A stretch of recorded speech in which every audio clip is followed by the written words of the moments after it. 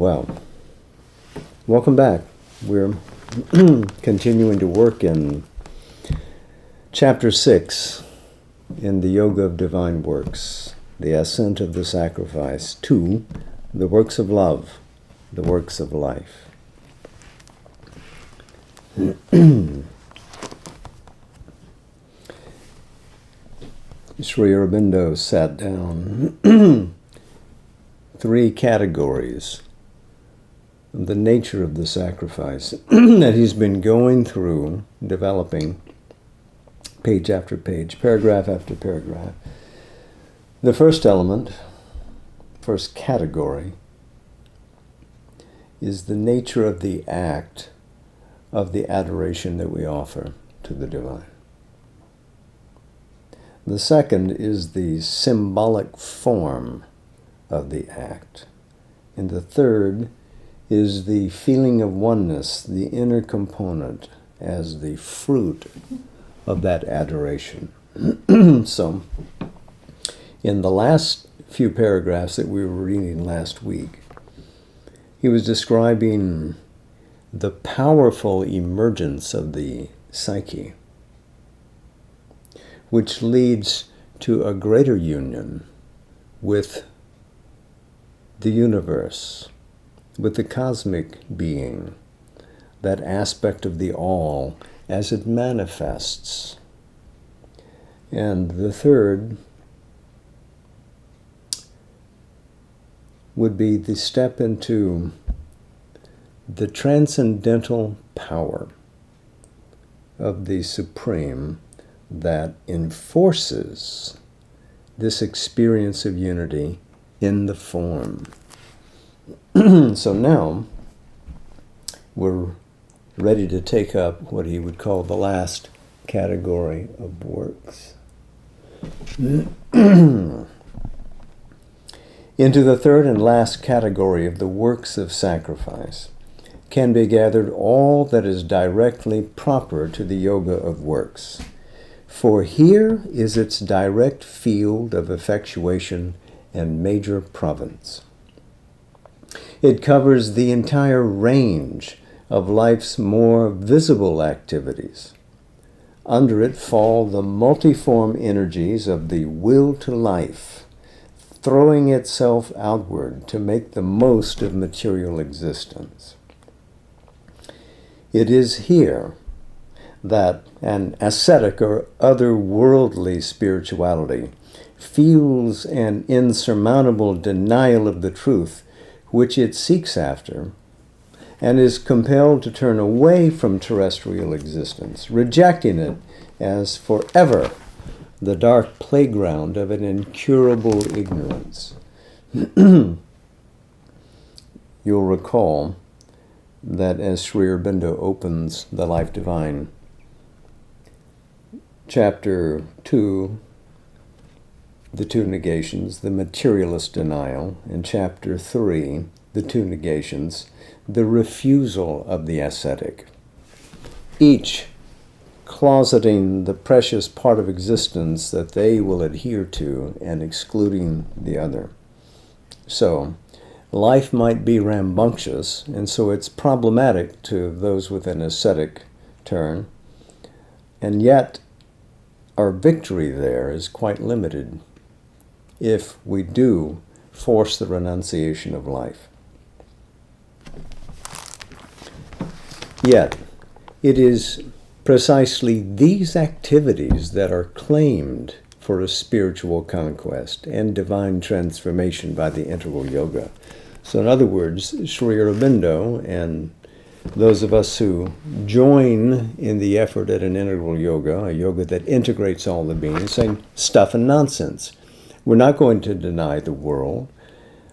We are not going to throw out even the most ignorant or darkest forms of the energizing of the cosmic spirit. All is a manifestation of the divine, and our yoga would be incomplete, unfulfilled if we left it out.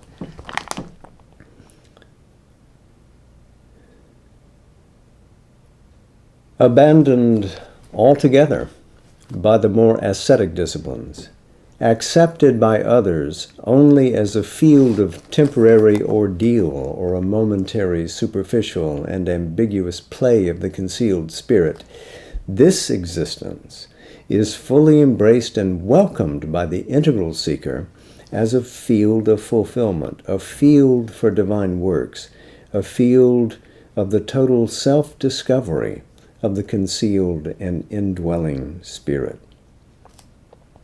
A discovery of the divinity in oneself is his first object. But a total discovery, too, of the divinity in the world behind the apparent denial offered by its scheme and figures. And last, a total discovery of the dynamism of some transcendent eternal.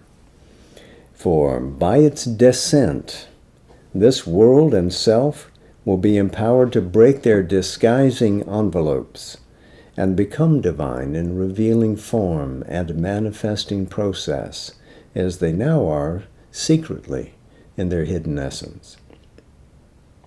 So the integral yoga accepts life as a field of spiritual exploration and eventual fulfillment. Three things emerge: the personal, the psyche; the universal, the Atman as the world soul; and the transcendent as the Mahashakti, the power of the Supreme. All three must manifest, that is, become, let us say, stand in the front of the nature and claim suzerainty of all the parts of the being, mechanical, energetic, luminous.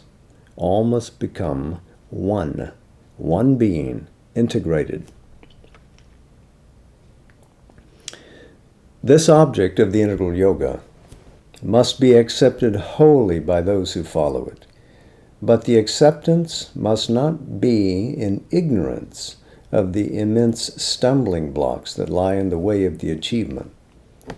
On the contrary, we must be fully aware of the compelling cause of the refusal of so many other disciplines to regard even its possibility, much less its imperative character, as the true meaning of terrestrial existence. For here, in the works of life in the earth nature, is the very heart of the difficulty that has driven philosophy to its heights of aloofness and turned away even the eager eye of religion from the malady of birth in a mortal body to a distant paradise or a silent peace of nirvana. So what is more powerful than these achievements in the conscious being of humanity? Philosophy feels that it must abstract itself from the dualities of the world. Religion can't find a way to save it.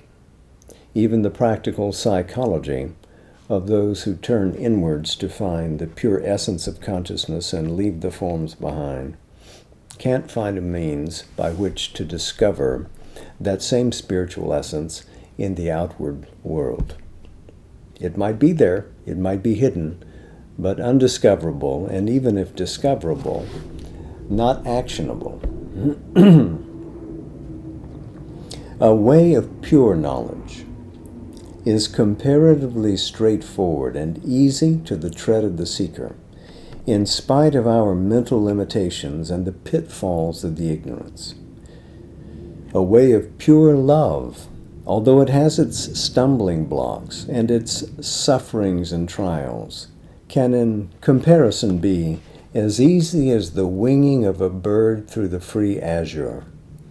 For knowledge and love are pure in their essence and become mixed and embarrassed, corrupted and degraded, only when they enter into the ambiguous movement of the life forces and are seized by them for the outward life's crude movements and obstinately inferior motives.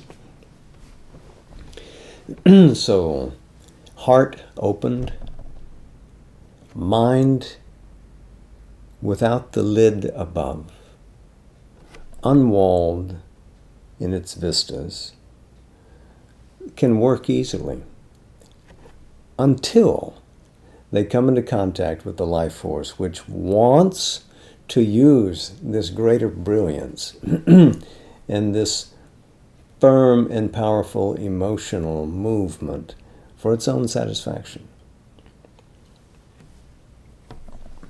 Alone of the three powers, life, or at least a certain predominant will in life, has the appearance of something impure, accursed, or fallen in its very essence. Now, this isn't limited to the ascetic traditions of India, Buddhism, Jainism, those who follow Shankara's Advaita Vedanta and accepting sannyasa. But we also find it in Christianity. In many of the theistic religions, there's at least a component in which they want to pull away from contact with the world and isolate themselves as a corporate body in a monastery, etc., and live away. At its contact, wrapped in its dull sheaths or caught in its iridescent quagmires, the divinities themselves become common and muddy, and hardly escape from being dragged downwards into its perversions and disastrously assimilated to the demon and the asura. A principle of dark and dull inertia is at its base. All are tied down by the body and its needs and desires to a trivial mind, petty desires and emotions, an insignificant repetition of small, worthless functionings, needs, cares, occupations, pains, pleasures that lead to nothing beyond themselves and bear the stamp of an ignorance that knows not its own why and whither. So the dark and dull inertia would be familiar to us in the scheme of Sankhya, which divides nature and soul, nature being Prakriti, and the dark element, the dark attribute of Prakriti is tamas. It is the principle of darkness and inertia. So, in its descent, the divine powers forget their own nature or ignore their own nature and become divided and diminished in their contact with the body and with the life power. He continues, this physical mind of inertia believes in no divinity other than its own small earth gods. It aspires perhaps to a greater comfort, order, pleasure, but asks for no uplifting and no spiritual deliverance. At the center, we meet a stronger will of life, with a greater gusto, but it is a blinded demon, a perverted spirit, and exults in the very elements that make of life a striving turmoil and an unhappy imbroglio. So let's look at some of the terminology that Sri Aurobindo has used here. He's used the term physical mind here and applied it to the energies of the will of life. Remember in 1932 when Sri Aurobindo was revising these chapters in the Synthesis of Yoga with an eye to publication. They didn't come out, these essays, until 1946. He begins most of his correspondence in 1931 and writes continuing up to 1950, but most of it concentrated in the early and late 1930s. As he goes along, he develops his terminology. Here he uses the term physical mind. It might be, in his later terminology, that he would have called this the physical vital. We see even in his first compilations of letters to reach out and explain to the public in printed form what are the elements of his yoga. He took some of his correspondence and he published the first book, The Riddle of This World. We find no grand organization of the nature of being there. That was published in 1933. In 1935, I believe, he published Lights on Yoga. And in that, he pulled together a number of letters that described the planes and parts of the being. And we got the general idea of the distinctions among physical, vital, mental, subliminal, psyche, and the various ranges of the higher consciousness, higher mind, etc. So you can see that it took a few years to be able to bring all of this into an organized way. So if he uses a term here and there that seems a little out of place, it's a developing vocabulary. At the end of his correspondence, after everything was published, and really it was only recently published in its largest form, spread over 4 volumes, we can put together the general picture of what Sri Aurobindo's psychology was. But here, in 1932, as he was writing, he knew these things inwardly, but he's giving first expression to them. Even in the Life Divine, serialized in the Arya, he had not done this. In the Synthesis of Yoga, serialized in the Arya, he had not done this. So, a couple of other points here.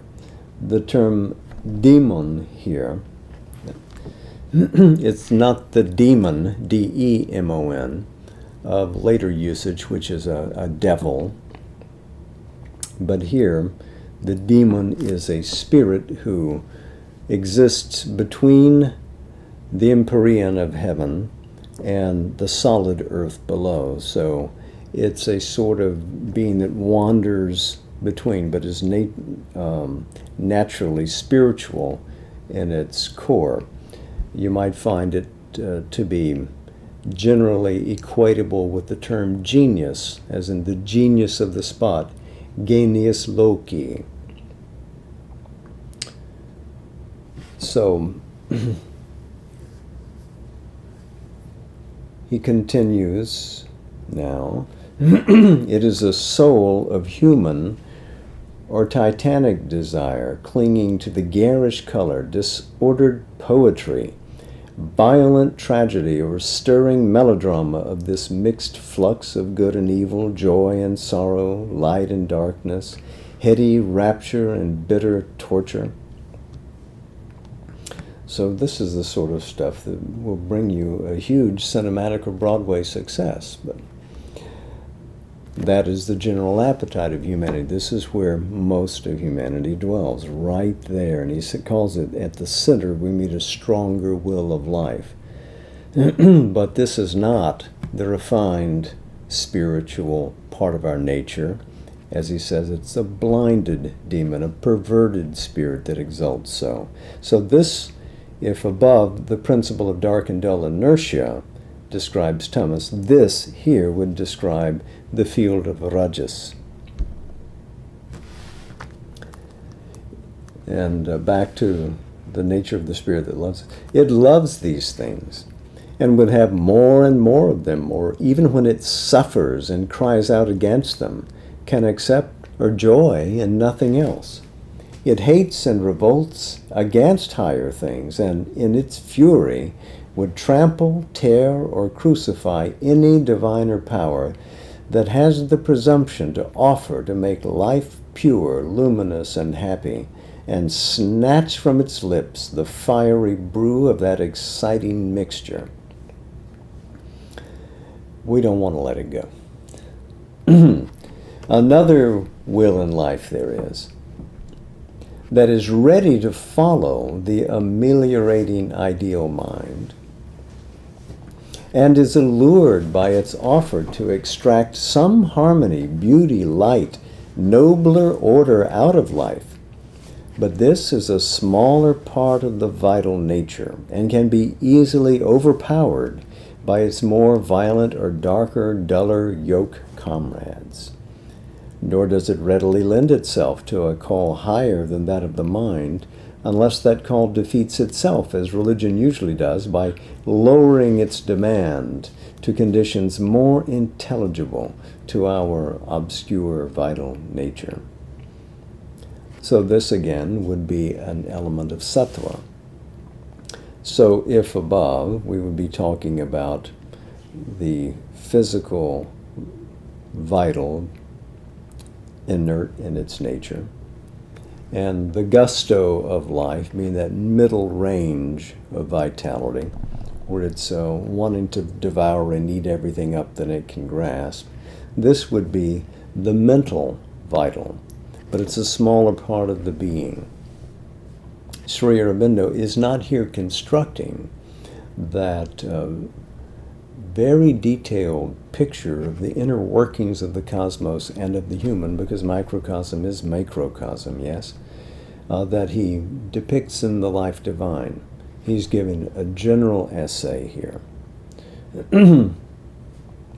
And after having finished the Life Divine, he did not come back to rework these chapters that he had arranged in 1932. Had he come back, it would have required a complete rewriting again.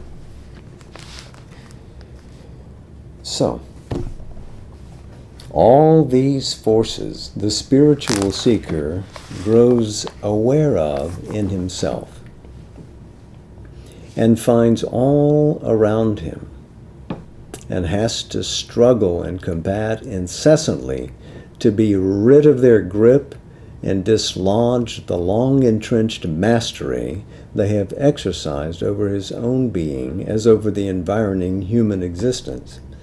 Well, so the aspirant comes to know the machinery, both inner and outer, because what describes our inner being is in deep connection to all the governing cosmos around. We live in that context.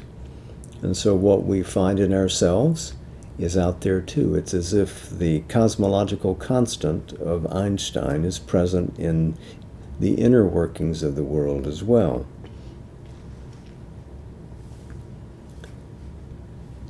So if we're aware of our inner being, of our soul, and we come out to explore, then we discover how difficult it's going to be, because there is chock full of difficulty every level of the nature. If we deal with life as it applies to the mind, if we deal with life as it applies to the body, it is life that connects mind and body after all. So if we're going to bring any kind of relative perfection to any of it, we have to bring it to all of it. So he continues, the difficulty is great, for their hold is so strong, so apparently invincible, that it justifies the disdainful dictum which compares human nature to a dog's tail. For straighten it never so much by force of ethics, religion, reason, or any other redemptive effort, it returns in the end always to the crooked curl of nature. Now this was, he doesn't agree with this perspective. And he loves Swami Vivekananda so much. He doesn't want any shade to fall on him. So this is one of the quotes that Swami Vivekananda made famous. So he does not directly attribute it. Perhaps I'm unkind to mention that. But the idea is that you can work on nature all you want to. As soon as you relieve the pressure, it goes back to what it was before. You can apply all the moral force you want into withstanding all the invitations of nature, all the subtleties and the seductions, etc. Take your eye off of it for a second and boom, it's got you. So Sri Aurobindo doesn't much care for that philosophy, for that perspective. And so great is the vim. Well, let's pause there. Vim, that's from the Latin, it's the accusative form of vis, which means force, and so it means energy or vigor, something powerful. And so great is the vim, the clutch of that more agitated life will, so immense the peril of its passions and errors, so subtly insistent or persistently invasive, so obstinate up to the very gates of heaven, the fury of its attack or the tedious obstruction of its obstacles, that even the saint and the yogin cannot be sure of their liberated purity or their trained self-mastery against its intrigue or its violence. And of course, all of spiritual history is filled with this, where as wise as a being might be, still there comes the moment where ignorance prevails. Still there comes a moment where a relaxation leads to the indulgence in desires that the person thought that he was free of. Vishwamitra, great Vedic sage, etc., etc. All labors to straighten out this native crookedness, strikes the struggling will as a futility. A flight, a withdrawal to happy heaven or peaceful dissolution easily finds credit as the only wisdom, and to find a way not to be born again gets established as the only remedy for the dull bondage or the poor, shoddy delirium or the blinded and precarious happiness and achievement of earthly existence. So if you are able to capture that inner glow in the soul or reach above into the higher consciousness, you will be whipped so badly by entertaining some notion of changing nature that eventually you'll say, okay, no more for me. I quit the world. I'm going there to moksha, to nirvana, to heaven, but I'm leaving, and I'm leaving on Tuesday. So the paths of renunciation, though, are only a victory for the inner spirit, not for life. So the transformation of nature remains. So who will face this? Who will conquer the darkness and find the light inside the darkness, because there it sleeps, there it hides, except for the integral yogin.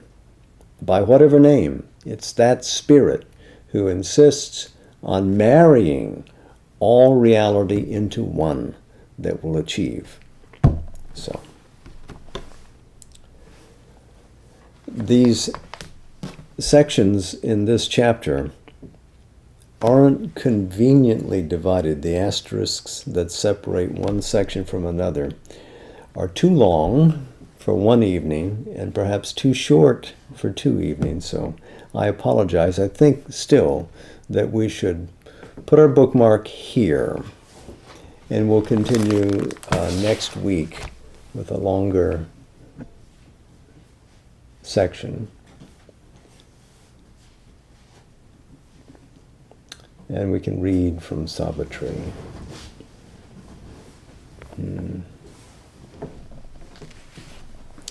This is a section taken from Book 5, the Book of Love, and it's the canto on Satyavan.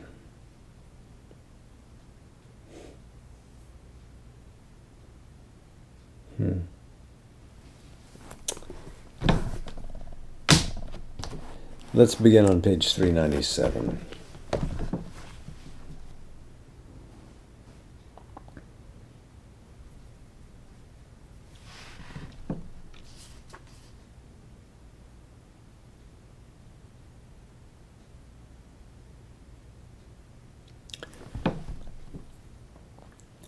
on the dumb bosom of this oblivious globe, although as unknown beings we seem to meet. Our lives are not aliens, nor as strangers join, moved to each other by a causeless force. The soul can recognize its answering soul across dividing time, and on life's roads, absorbed, rapt traveler, turning, it recovers familiar splendors in an unknown face, and touched by the warning finger of swift love, it thrills again to an immortal joy, wearing a mortal body for delight. There is a power within that knows beyond our knowings. We are greater than our thoughts, and sometimes earth unveils that vision here. To live, to love are signs of infinite things.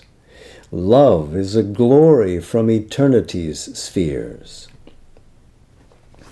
Abased, disfigured, mocked by baser mites that steal his name and shape and ecstasy, he is still the Godhead by which all can change. A mystery wakes in our inconscient stuff. A bliss is born that can remake our life. Love dwells in us like an unopened flower, awaiting a rapid moment of the soul, or he roams in his charmed sleep mid thoughts and things. The child God is at play. He seeks himself in many hearts and minds and living forms. He lingers for a sign that he can know, and when it comes, wakes blindly to a voice, a look, a touch, the meaning of a face. His instrument, the dim corporeal mind, of celestial insight, now forgetful grown, he seizes on some sign of outward charm to guide him mid the throng of nature's hints, reads heavenly truths into earth's semblances, desires the image for the Godhead's sake, divines the immortalities of form, and takes the body for the sculptured soul. Love's adoration, like a mystic seer, through vision looks at the invisible, in earth's alphabet finds a godlike sense, but the mind only thinks, behold the one for whom my life has waited long unfilled. Behold the sudden sovereign of my days. Heart feels for heart, limb cries for answering limb. All strives to enforce the unity all is. Too far from the divine, love seeks his truth, and life is blind, and the instruments deceive, and powers are there that labor to debase. Still can the vision come, the joy arrive. Rare is the cup fit for love's nectar wine, as rare the vessel that can hold God's birth. A soul made ready through 1,000 years is the living mold of a supreme descent. These knew each other, though in forms thus strange, although to sight unknown, though life and mind had altered to hold a new significance. These bodies summed the drift of numberless births, and the spirit to the spirit was the same. Amazed by a joy for which they had waited long, the lovers met upon their different paths, travelers across the limitless plains of time, together drawn from fate-led journeyings in the self-closed solitude of their human past, to a swift, rapturous dream of future joy, and the unexpected present of these eyes. By the revealing greatness of a look, form-smitten, the spirit's memory woke in sense. The mist was torn that lay between two lives. Her heart unveiled, and his to find her turned. Attracted, as in heaven star by star, they wondered at each other and rejoiced and wove affinity in a silent gaze. A moment passed that was eternity's ray. An hour began, the matrix of new time. End of Canto 2.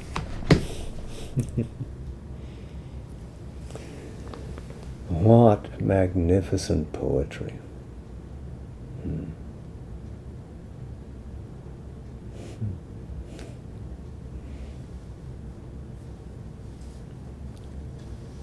Well, thank you. It's always good to be with you. Much love. Namaste.